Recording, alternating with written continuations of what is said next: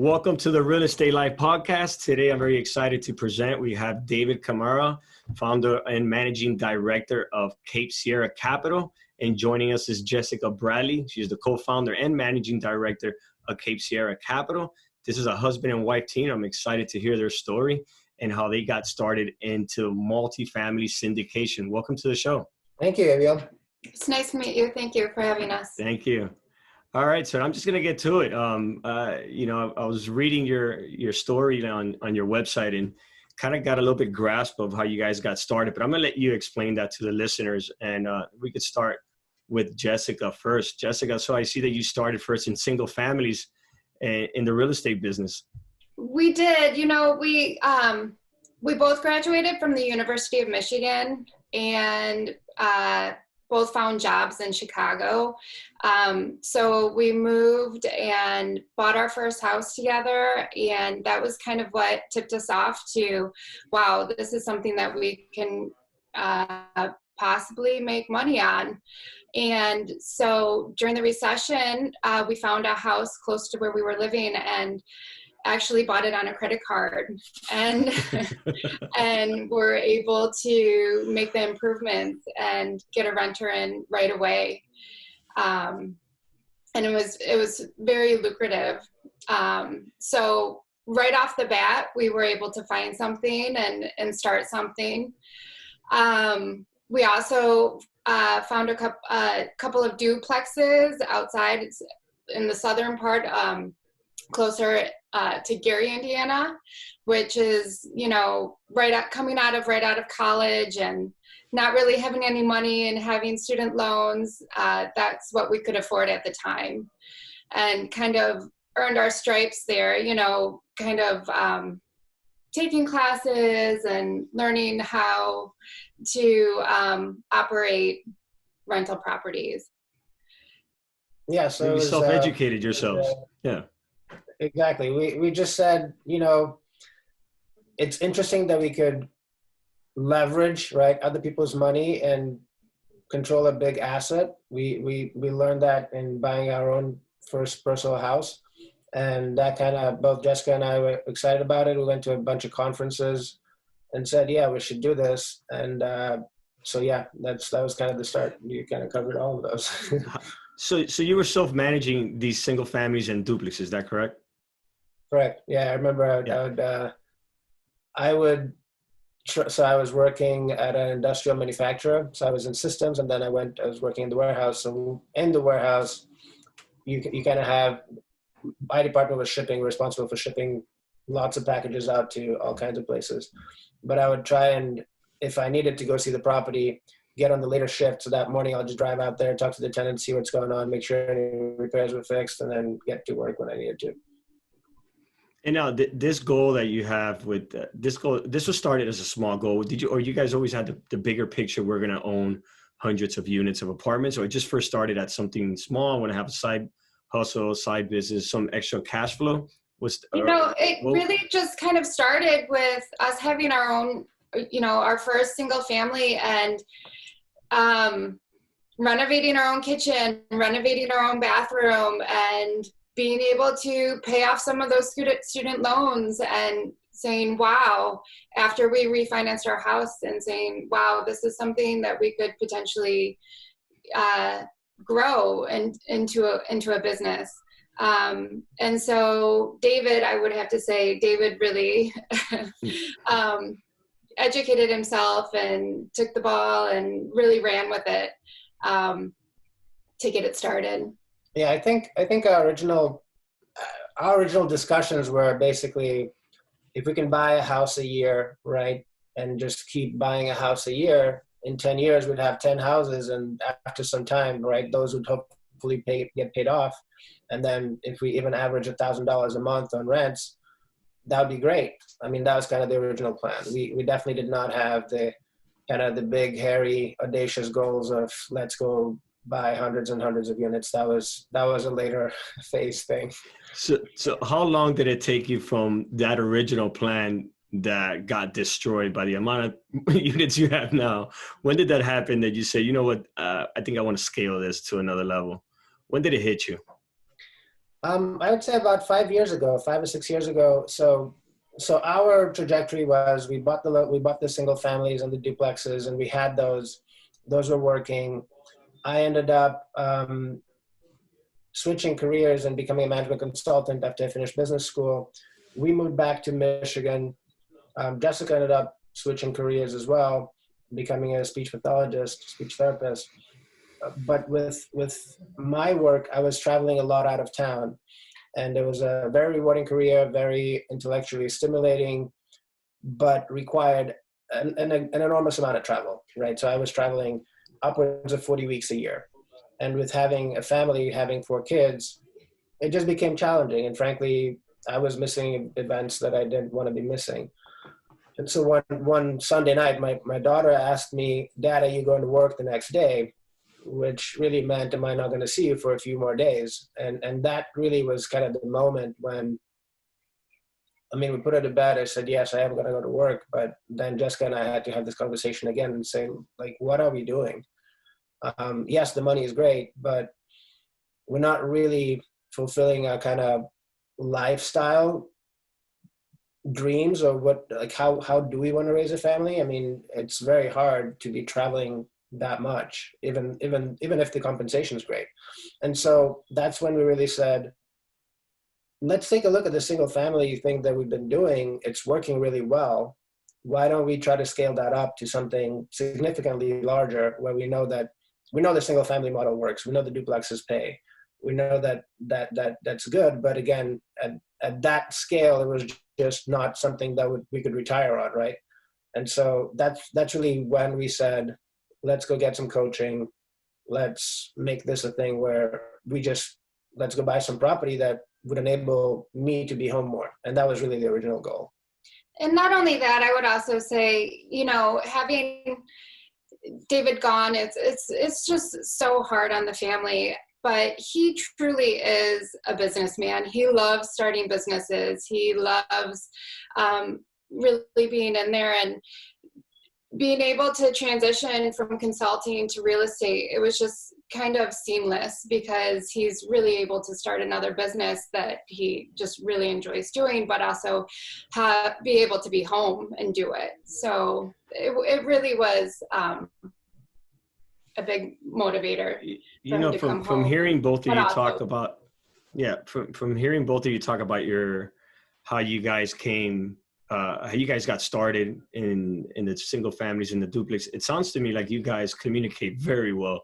And I can speak for myself and a lot of other investors that have a spouse and are probably in different careers. You guys found a way of communicating and finding something that you guys could do together in real estate, partner up. And I know it all sounds beautiful right now, but I'm sure you have challenges and when deciding how big of a deal, how much stress are you going to put on the family? Because some of these deals, they take time to build. They take time out of your personal relationship, because you got to spend a lot of time communicating about the deal. So how much time do you think that you're spending on a daily basis talking about these deals as a family? I think we take our family with us everywhere. For example, we just bought a property in Marquette, Michigan, which is up north Michigan, which is, it's 8 hours away. And we took our whole family up there when we were researching it. We talked to it. We see it as an educating moment, I guess, for our children, to really show them what we're doing, show them how we're doing it, show them all the different facets that come into play. And so we're really trying to build this into our family and build it into how we're growing, really. You just gave me, and I'm being honest, you just gave me goosebumps saying that, because I remember when I was a kid, my dad was in the construction business, and he would go to these huge projects, and I would look at them and I would just be like, how do they buy these things? My mind couldn't figure it out. It's too much. So that fact that you're taking your kids and they're seeing like mom and dad just bought this entire block, like that you just bought a whole community. That's awesome. That, it's something that at an early age, they know that it could be done. For some for some families, that's like unheard of. How do you do that? That's only for the really wealthy. That's not something that I could get myself into. And that's how I used to think when I was a kid. So you saying that has just inspired me to get my son, because my son goes to all the property. He gets annoyed when I'm walking him through these construction sites because he's 6 years old and I'm constantly watching him not to step on a nail, but he still can't comprehend what he's seeing and what he's walking. And so that's cool that you're involving your family like that. That's awesome.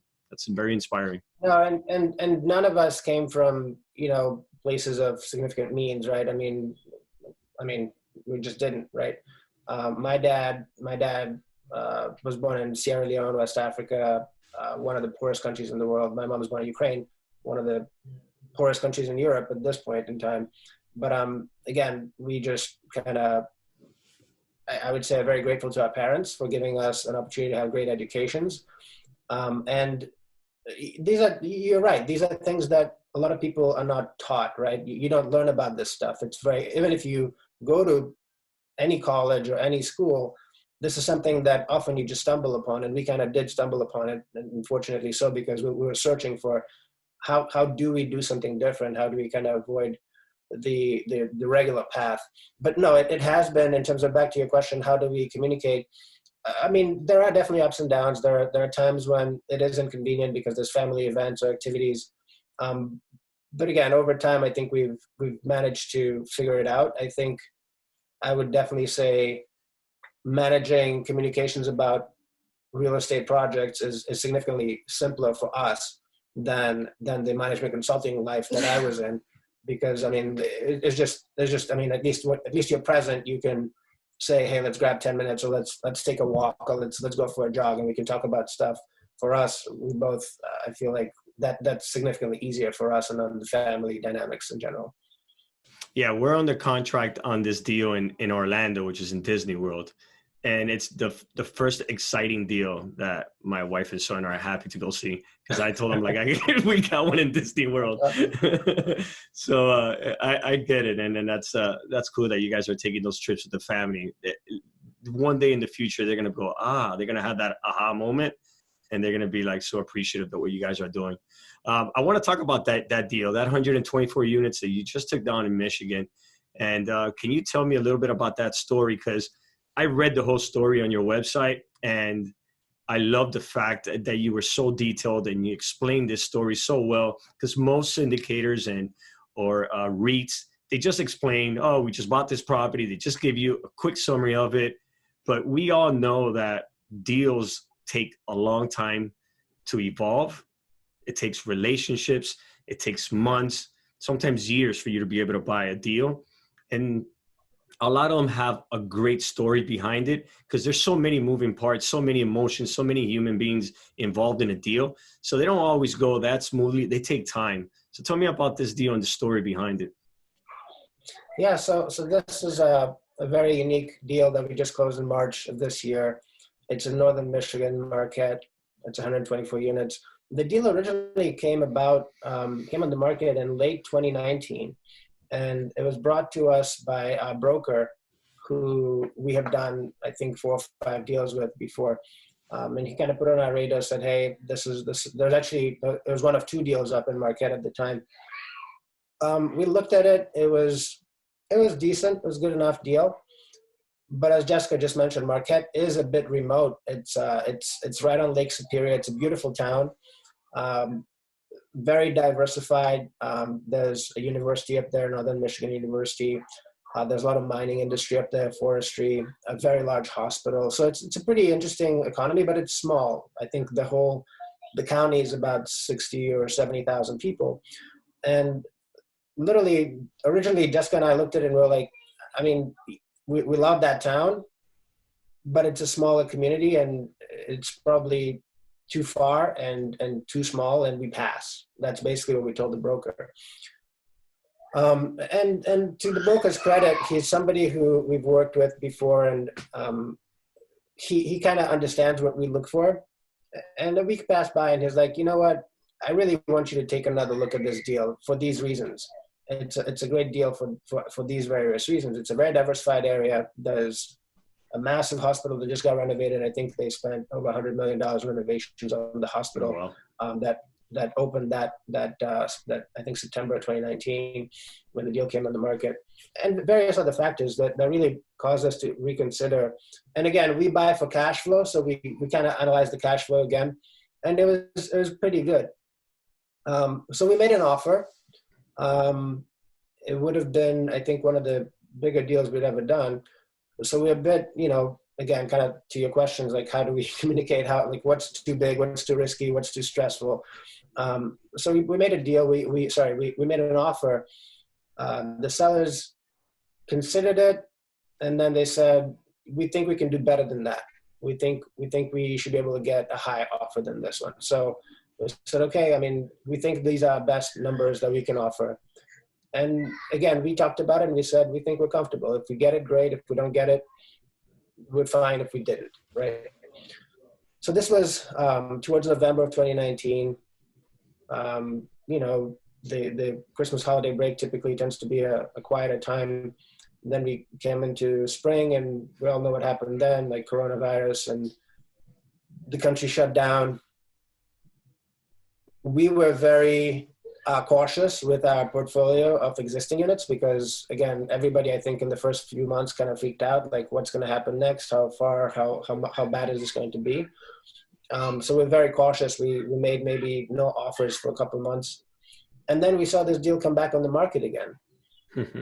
And so I called the broker. I said, hey, what's the story? Because the deal was off the market. I think we thought that somebody bought it. He said, no, actually, they tried. They did try to go buy it, but for whatever reason, it fell through. So it's back on the market. So I said, well, we're still interested if the seller considered the offer we made before. So the broker said, I'll take it to them.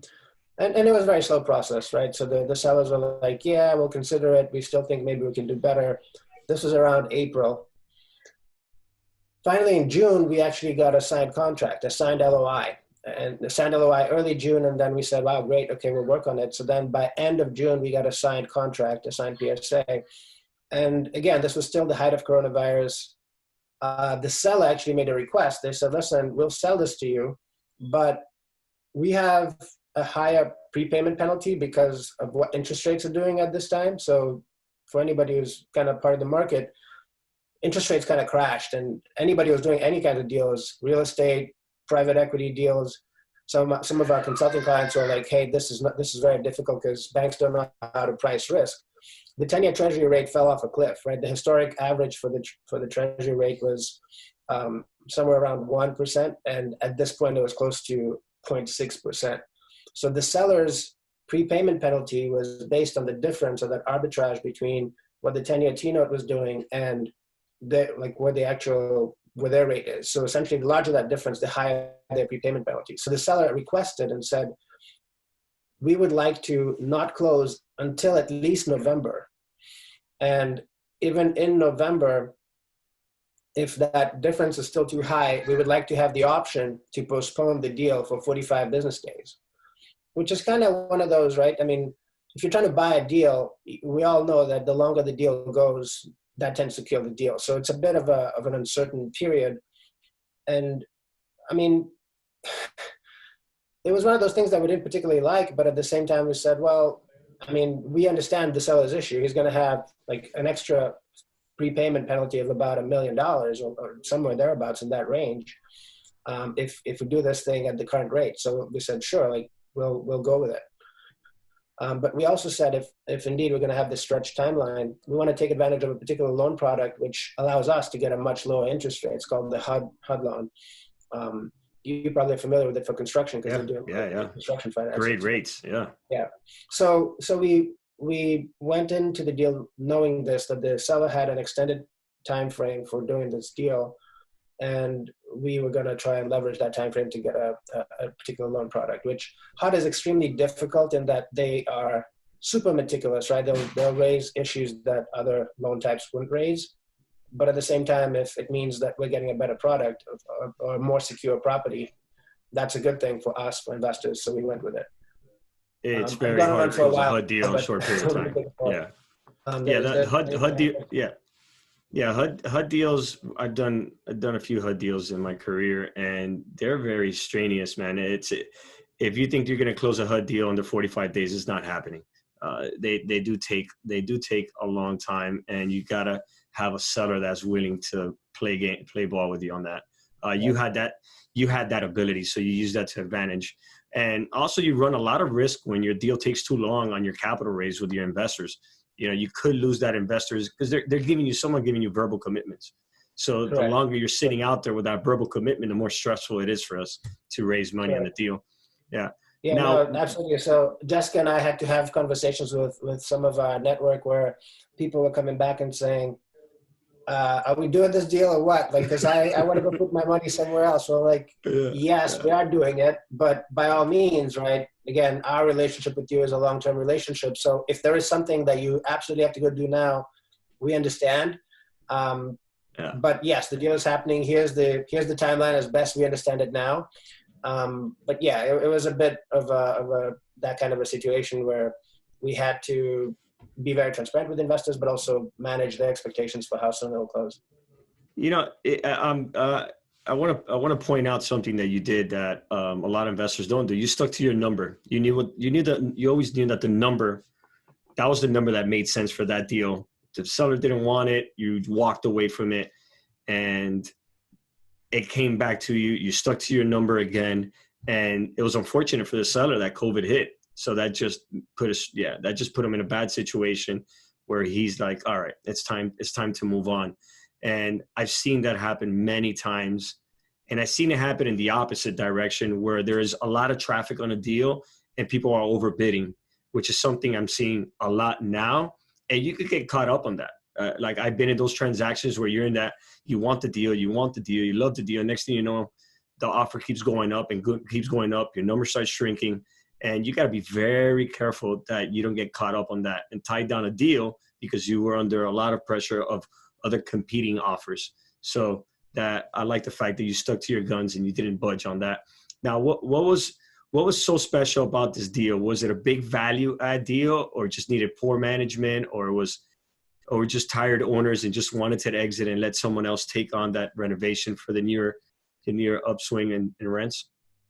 It was I think the latter, really. The owners were willing to move on. So they were in their, I would say, late 50s, husband, wife couple, had lived up in that in Marquette for most of their lives. And they actually were originally they were planning on keeping that property for a much longer period of time. So about 3 years ago, they'd done a lot of CapEx and improvements to it. They had done essentially all the siding, all of the windows. The property looked beautiful like this. Right. It was 100% occupied. It's a beautiful property. Oh, it wow. really is.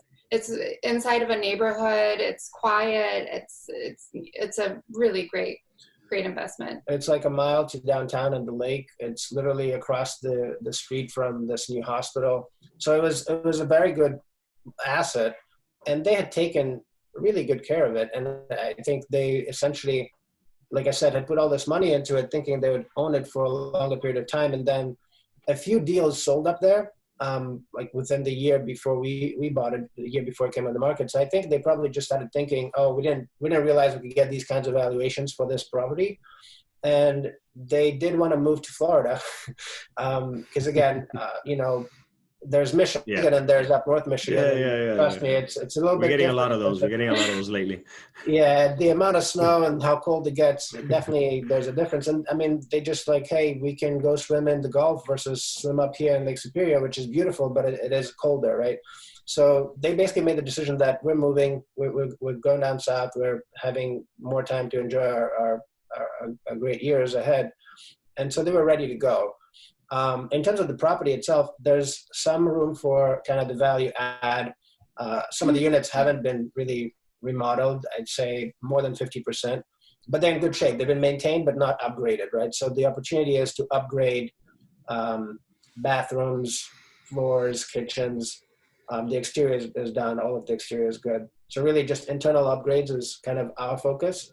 But even then, I mean, since we bought it now, the great surprise we run into is when units become available, we say, hey, maybe we should put this one aside and do a renovation.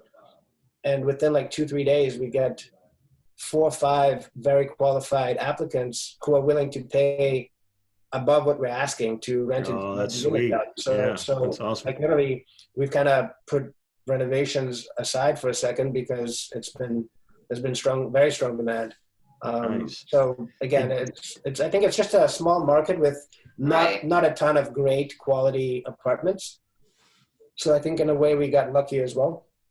How do you and Jessica structure your responsibilities on this deal? Do you have a local third property management company seeing this day-to-day basis? And I just want to know kind of how you guys structure your responsibilities on this project. Sure. Yeah. So on this project, and mostly how we work. So I do most of the spreadsheeting and analytics, right? And then we talk to investors together. So fundraising is both shared responsibility. And then Jessica mostly takes the lead on kind of what kind of upgrades and what kind of construction projects. How do we want to tackle things like that? But yes, we do have local property management on the ground, a company that, again, we've worked with quite a bit, that manages most of our assets in Michigan that we trust. And we actually brought them and gave them a little bit of a GP on this deal because, again, it's a little bit remote. We want to make sure that they're incentivized to go there, be there, essentially manage it as their own as much as possible. I find that very important. And when you're putting together a team, like you and Jessica have a team, and sharing the responsibilities and allocating the responsibilities to what people like to do. Like I have my partners in our team, and we were trying to figure out in the beginning when we started our venture at SCR Apartment Capital. All right, well, who's going to manage what? Who's going to take what responsibility? It's got to fit your personality and what you like to do. Like you said, something you like the spreadsheets, and she's on the field, boots on the ground, seeing the remodeling, seeing the vision of the project and the feel of the units. And that's the right way of doing it. You can't try to do it all. You know your role, she knows her role, and that's something really important in partnerships. I want to add that. So I'm glad you said that. So what's the game plan on this deal? You're going to create the value, increase the rents. Are you going to refinance, get some equity out, or what is the terms and finance structure that you're going on this deal? Yeah. So the HUD loan that we got on it is, so in this case, the specific HUD loan we got is a 10-year step down prepay, which because of that, we essentially communicated to the investors like, hey, this is going to be a longer period hold. It's going to be most likely a 10-year hold for this asset, but it cash flows really nicely. So the business case to investors was it's going to be a high cash flowing asset. HUD does allow you to essentially refi if rates are better or if there's much more value. So that's on the table for us. But really, it's kind of just slow and steady, make some improvements as people move out, as we get units available, and just keep it going. As long as we're returning, I believe our year one projection was 7.5% or so return cash on cash, Nice. And that grows healthily as we progress. So again, we try to not do too many crazy things, but I'm sure we'll find a way to delight our investors and over deliver on this deal because it's just been performing well from the get-go so far. Nice. How many doors do you have under management right now? Close to 400. I think it's 368 or somewhere there. That's amazing. Depending on what we close in the next couple of weeks, it may be over 400 very soon. That's awesome. That's a long way from those duplexes. That's a great story. Yeah. That's a great story. Now, I want to ask, just to close the show out, I want to ask a question that I always ask to everyone I interview. As a family, as a husband and wife, what is financial freedom mean to you guys? I know that changes. Mine changes a lot. Yeah, yeah. We have a 13-year-old, we have an 11-year-old, we have a 7 and a 4-year-old. So I think really generational wealth, that's what we've come to, is awesome. Really being able to provide generationally for our children and, generations to come. That's really where we're at. We've worked really hard, both of us, sending ourselves through college, and we've done that, and we want to make sure there's something there for our children and our children's children, really. Yeah, that's awesome. That's the first time I hear that. Yeah, that's the first time I hear in this show. So generational wealth is the financial freedom. I've had a few interviews. I get a lot of retiring in the beaches and stuff like that. But you look at it in a different perspective. That's why I like to hear everyone's different perspective of what financial freedom. It's and that also could change too with time. And this is definitely the business for it. Right. I think for us, for me personally, like I think, and not just myself, I think Jessica and I have both come to this. We have stopped thinking about, wealth as a number in a bank, right? Because or a place. Right. Right. It's kind of that is less meaningful. Which we fall into that trap. Yeah. Right. I think the more meaningful thing for us is having the time to do things we want to do with the people we want to do it with, right? Let's face it, all of our parents are getting a bit older, right? And we're fortunate to have our parents with us. So being able to spend time with them while they're still healthy is very meaningful. And I mean, go on trips with them. So we're taking both our mothers to Hawaii with us for a couple of weeks. That's awesome. On vacation. That's awesome to get along too. Well, yeah. So in time, there's just time putting it out there. In time, there's probably not going to be those options, right? And so we want to do it when they can still be active and enjoy it. Yeah. Things like that, and also it's about really that personal cash flow. So I created something called the personal cash flow formula, which really encourages people to think about cash flow, not just from a business perspective, but from a personal perspective. And what that really means is if you can have passive income that surpasses your monthly expenses, right?